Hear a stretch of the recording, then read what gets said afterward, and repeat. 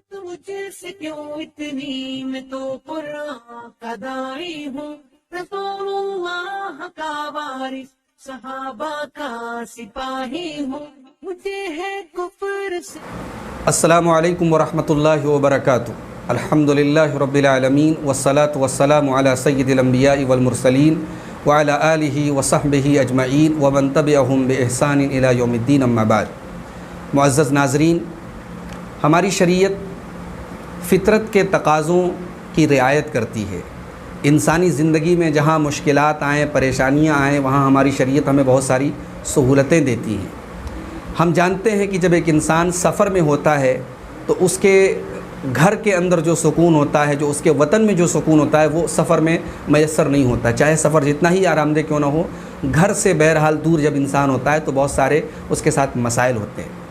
اسی لیے ہماری شریعت نے سفر میں ہمیں بہت ساری سہولتیں دی ہیں۔ اس میں سے ایک اہم سہولت یہ ہے کہ سفر کے دوران ہم 4 رکعت والی جو نماز ہے، ظہر کی نماز ہے، عصر کی نماز ہے، عشاء کی نماز ہے، ان 4 رکعت والی نمازوں کو ہم 2 رکعت کر کے پڑھیں۔ اس 2 رکعت کرنے کو، یعنی 4 والی کو گھٹا کر کے 2 رکعت کرنے کو قصر کہا جاتا ہے۔ قصر کے معنی ہوتے ہیں کاٹنا، قصر کے معنی ہوتے ہیں مختصر کرنا۔ تو 4 رکعت والی نماز یہ مختصر ہو کر کے 2 رکعت ہو جاتی ہے۔ یہ جو قصر کا حکم ہے، اس کے لیے جو بنیادی جو دلیل ہے وہ سورہ نساء کی آیت نمبر 101 ہے۔ اللہ تعالیٰ نے فرمایا کہ وَإِذَا ضَرَبْتُمْ فِي الْأَرْضِ فَلَيْسَ عَلَيْكُمْ جُنَاحٌ أَن تَقْصُرُوا مِنَ الصَّلَاةِ، جب تم سفر میں ہو تو تم پر کوئی حرج کی بات نہیں ہے کہ تم نمازوں کو قصر کر لو۔ إِنْ خِفْتُمْ أَن يَفْتِنَكُمُ الَّذِينَ كَفَرُوا، جب کہ تمہیں ڈر ہو کہ کافر تمہیں آزمائش اور فتنے میں ڈال دیں گے۔ یہاں اللہ تعالیٰ نے قصر کی اجازت دی ہے، لیکن ساتھ میں ایک بات یہ کہی کہ جب کافروں کے فتنے کا ڈر ہو۔ لیکن شریعت کا یہ حکم صرف کافروں سے فتنے کے ڈر کے موقع پر نہیں ہے، بلکہ عام سفر میں بھی شریعت نے یہ اجازت دی ہے۔ اسی لیے صحیح مسلم کی 686 نمبر کی حدیث ہے، حضرت یعلا ابن امیہ حضرت عمر ابن خطاب رضی اللہ تعالیٰ عنہ سے اسی آیت کے بارے میں سوال کرتے ہیں اور کہتے ہیں کہ قد امن الناس، اب تو لوگ امن پا چکے ہیں، اب تو کسی دشمن کا، کسی کافر کا ڈر نہیں ہے۔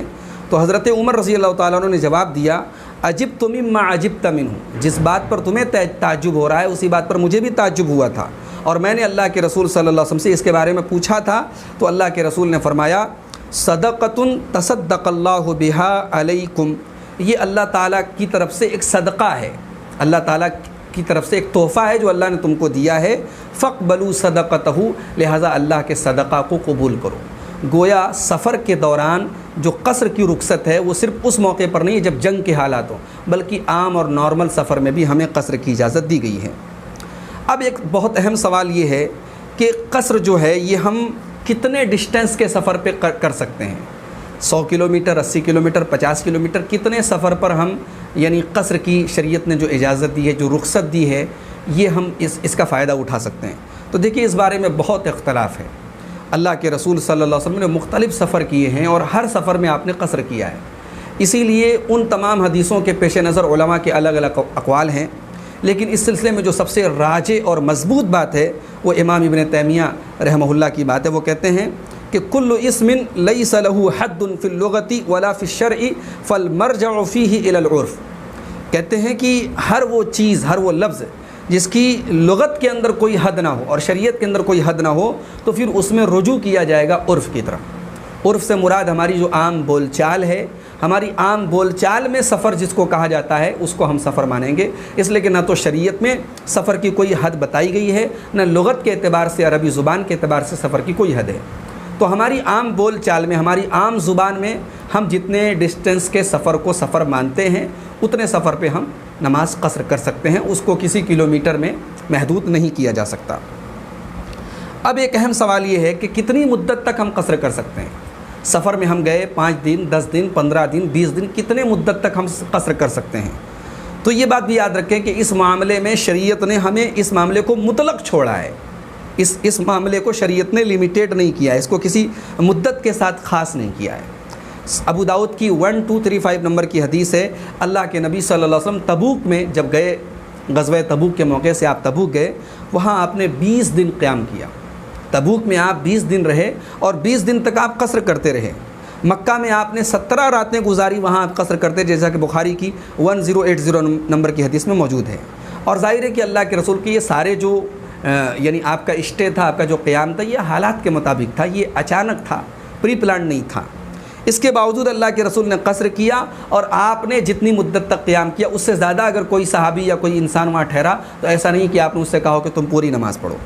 لہٰذا اس سلسلے میں بھی راجح بات یہی ہے کہ مسافر جب تک سفر میں ہے اور مستقل طور پر کہیں ٹھہرنے کا اس نے ارادہ نہیں کیا ہے، کبھی ایسا ہوتا ہے کہ کوئی لڑکا ہے وہ کسی دوسرے شہر میں پڑھنے کے لیے گیا، تو ظاہر ہے کہ وہاں وہ 6 مہینہ 1 سال رہے گا، تو وہ مسافر نہیں مانا جائے گا۔ کوئی آدمی اپنا شہر چھوڑ کر کے دوسرے شہر میں کام کرنے کے ارادے سے وہاں جا کے بس گیا ہے، تو وہ مسافر نہیں مانا جائے گا۔ باقی ہم کسی مقصد کے لیے کہیں گئے 15 دن 20 دن 1 مہینہ، لیکن ہم وہاں مستقل طور پر بسنے نہیں جا رہے ہیں، تو وہاں ہم مسافر ہی مانے جائیں گے اور ہم وہاں قصر کر کے نماز پڑھتے رہیں گے۔ البتہ اگر کسی انسان کا اپنا مکان کسی دوسرے شہر میں ہو، مثال کے طور پر میں بنارس کا رہنے والا ہوں، یا کوئی بنارس کا رہنے والا اس کا دلی میں، ممبئی میں، کولکاتہ میں کہیں اس کا اگر اپنا مکان ہے، وہاں جا کر کے وہ اسٹے کرتا ہے، تو اس سلسلے میں راجح بات یہ ہے کہ وہاں اگر وہ رہے گا تو وہ مسافر نہیں مانا جائے گا، مقیم مانا جائے گا۔ قصر کے تعلق سے ایک بات یہ بھی یاد رکھیں کہ قصر جو ہے وہ صرف 4 رکعت والی نماز میں ہے۔ فجر کی نماز آپ کو 2 ہی پڑھنی ہے، اور اسی طریقے سے مغرب کی نماز آپ کو 3 ہی پڑھنی ہے۔ ان دونوں نمازوں میں کوئی کمی نہیں کی جائے گی۔ جو آدمی سفر میں ہو اور کنفیوژن میں ہو کہ پتہ نہیں مجھے 3 دن رہنا ہے کہ 10 دن رہنا ہے، 15 دن رہنا ہے، وہ جب تک وہ ٹھہرا ہوا ہے وہ قصر کرتا رہے گا جب تک کہ وہ مکمل طور پر وہاں رکنے کا ارادہ نہ کر لے۔ یہاں ایک بات اور یاد رکھیں کہ سفر میں جب آدمی نکلا تو جیسے اس کا شہر نکل گیا، اپنے شہر سے نکلتے ہی وہ مسافر مانا جائے گا، اور اپنے شہر کو چھوڑتے ہی وہ قصر کرنا شروع کر دے گا۔ اگر کوئی آدمی کی سفر کی نماز چھوٹ گئی کسی وجہ سے اور وہ گھر پہنچ چکا ہے تو وہ گھر آ کر کے وہ نماز پوری پڑھے گا۔ اسی طریقے سے اگر گھر کی کوئی نماز چھوٹ گئی اور سفر میں وہ نماز پڑھ رہا ہے تو سفر میں قصر کرے گا، یعنی جس سچویشن میں چھوٹی ہے اس کا اعتبار نہیں کیا جائے گا، بلکہ جس سچویشن میں وہ ادا کر رہا ہے اس کا اعتبار کیا جائے گا۔ اسی طریقے سے اگر کوئی آدمی مسافر ہے اور وہ کہیں گیا سفر میں، اب وہاں جو نماز پڑھا رہا ہے وہ مقیم ہے، وہ وہاں کا رہنے والا ہے، تو اس کے پیچھے وہ پوری نماز پڑھے گا۔ اگر مان لیجئے کہ ایک انسان اپنے شہر کے چھوڑ کر کے دوسرے شہر میں گیا، وہاں جماعت سے نماز پڑھ رہا ہے، تو امام 4 رکعت پڑھا رہا ہے، وہ 4 ہی پڑھے گا، وہاں وہ قصر نہیں کرے گا۔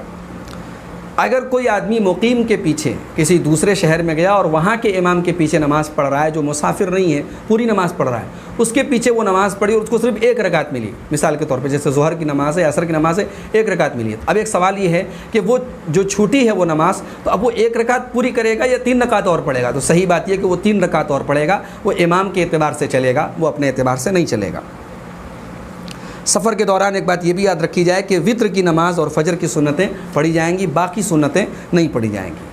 قصر کے ساتھ ساتھ ایک دوسرا اہم مسئلہ بھی یاد رکھیں کہ جمع بین الصلاتین، 2 نمازوں کو ایک ساتھ جمع کرنے کی بھی شریعت نے ہمیں سفر میں، یا ہم بیمار ہوں یا سخت بارش ہو رہی ہو جس کی وجہ سے مسجد میں لوگوں کا اکٹھا ہونا مشکل ہے، تو ایسی صورت میں ہم 2 نمازیں یعنی ظہر اور عصر، اور اسی طریقے سے مغرب اور عشاء، ان دونوں نمازوں کو ہم جمع کر سکتے ہیں۔ ظہر عصر کو جمع کر سکتے ہیں ساتھ میں، اور مغرب عشاء کو ساتھ میں جمع کر سکتے ہیں۔ فجر کی نماز کسی نماز کے ساتھ جمع نہیں ہوگی، اسی طریقے سے عشاء کو ہم فجر کے ساتھ جمع نہیں کر سکتے، اسی طریقے سے ہم جو ہے عصر کو مغرب کے ساتھ جمع نہیں کر سکتے۔ جب بھی جمع ہوگی ظہر کی عصر کے ساتھ ہوگی اور مغرب کی عشاء کے ساتھ ہوگی۔ جمع کی 2 صورتیں ہیں، ایک جمع تقدیم، ایک جمع تاخیر۔ مثال کے طور پر اگر ہم عصر کی نماز پہلے پڑھ لیتے ہیں، یعنی ظہر کے ٹائم ہی ہم نے ظہر بھی پڑھ لی اور ظہر کے ساتھ ساتھ عصر پڑھ لی، تو اس کو جمع تقدیم کہا جائے گا۔ اور اگر ہم نے عصر کے ٹائم ظہر پڑھی، ہم نے ظہر کو تھوڑا ڈیلے کر کے عصر کے ساتھ ظہر پڑھی، تو اس کو جمع تاخیر کہا جائے گا۔ اسی طریقے سے مغرب میں ہم نے عشاء ملا کر کے پڑھ لی تو جمع تقدیم ہو گئی، اور مغرب کو لیٹ کر کے ہم نے عشاء کے ساتھ ملا کر کے پڑھا تو اس کو جمع تاخیر کہا جاتا ہے۔ سفر کے بغیر بھی اگر کوئی ایمرجنسی ضرورت پیش آ جائے تو آدمی اپنے گھر میں بھی جمع بین الصلاتین، 2 نمازوں کو ایک ساتھ جمع کر سکتا ہے۔ حضرت عبداللہ ابن عباس رضی اللہ تعالیٰ عنہ کہتے ہیں، صحیح مسلم کی 705 نمبر کی حدیث ہے، جمع رسول اللہ صلی اللہ علیہ وسلم بین الظہر والعصر والمغرب والعشاء بالمدینۃ من غیر خوف ولا مطر۔ اللہ کے رسول صلی اللہ علیہ وسلم نے ظہر اور عصر کو اور اسی طریقے سے مغرب اور عشاء کو ایک ساتھ جمع کر کے مدینہ کے اندر پڑھا، بغیر کسی خوف کے، بغیر کسی بارش کے۔ تو پوچھا گیا فماذا اراد بذلک، حضرت عبداللہ ابن عباس سے پوچھا گیا کہ اللہ کے رسول کا ارادہ کیا تھا ایسا کرنے سے؟ تو انہوں نے کہا کہ اراد ان لا یحرج امتہ، اللہ کے رسول صلی اللہ علیہ وسلم کا ارادہ یہ تھا کہ آپ اپنی امت کو تنگی میں نہ ڈالیں۔ مثال کے طور پر کوئی ڈاکٹر ہے، اب اسے آپریشن تھیٹر میں جانا ہے، آپریشن کرنا ہے، اسے معلوم ہے کہ میں 2 بجے جا رہا ہوں، میں عصر کے پہلے نہیں نکل سکتا، عصر کا ٹائم ہو جائے گا، تو وہ ظہر کے ساتھ ہی عصر پڑھ لے۔ کوئی اسٹوڈنٹ ہے، اسے ایگزامینیشن ہال میں جانا ہے، اسے معلوم ہے کہ عصر کے ٹائم وہ ایگزامینیشن ہال میں رہے گا، تو وہ ظہر کے ساتھ عصر پڑھ لے۔ یا اسی طریقے سے ظہر کے ٹائم اس کا ایگزام ہے، وہ ظہر کو ڈیلے کر کے عصر کے ساتھ پڑھ لے۔ تو اس طریقے کے ایمرجنسی کیس میں جہاں ضرورت ہو تو شریعت نے یہ رخصت رکھی ہے کہ بغیر سفر کے ہم اپنے گھر میں بھی 2 نمازوں کو جمع کر سکتے ہیں۔ بقیہ حالات میں نمازوں کو ان کے اوقات پر پڑھا جائے گا، اس لیے کہ اللہ تعالیٰ نے فرمایا ان الصلاۃ کانت علی المؤمنین کتابا موقوتا، بے شک نماز اہل ایمان پر اپنے وقت پر فرض ہے۔ تو یہ جمع بین الصلاتین کے تعلق سے چند اہم باتیں تھیں۔ اللہ تعالیٰ سے دعا ہے اللہ تعالیٰ ہم سب کو سنت پر عمل کرنے کی توفیق عطا فرمائے، آمین۔ وآخر دعوانا الحمد للہ رب العالمین۔